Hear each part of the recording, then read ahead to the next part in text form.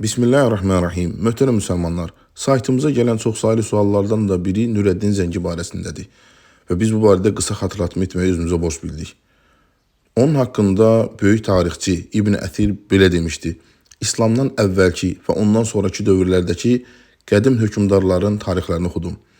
Xəlifələrdən sonra, xüsusən də Raşidi xəlifələrdən, yəni Əbu Bəkr, Ömər, Osman və Ali, Allah onların hamısına razı olsun, və Ömər ibn Abdüləzizdən, Allah ona rəhmət eləsin, sonra ədalətli padşah Nurəddin Zəngidən daha gözəl bir idarəçi görmədim.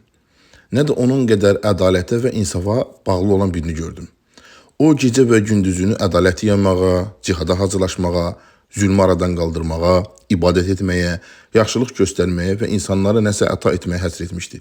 Nurəddin, Allah ona rəhmət eləsin, hakimiyyətin və padşahlığın dəbdəbəsinə əhəmiyyət verməmişdi və müsəlmanların beytul malından maaş almırdı.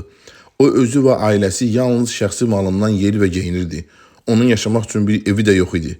Əksinə cihad meydanlarından qayıtdıqda şəxsi vəsaiti aldığı bir qalada, kiçik bir otaqda qalırdı.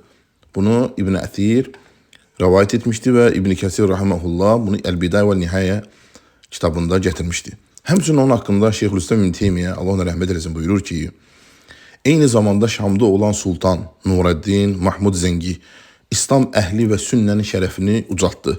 Onun dövründə Şamda, Misirdə və digər yerlərdə olan kafirlər, bidət əhlindən olan rafizilər, cəhmilər və onlar kimləri alçaldırdı. İbn Kəsir, Allah ona rəhmət eləsin, onun varisində buyurur ki, o, Əbu Hanifə məzhəbinə bağlı olan bir fəqih idi.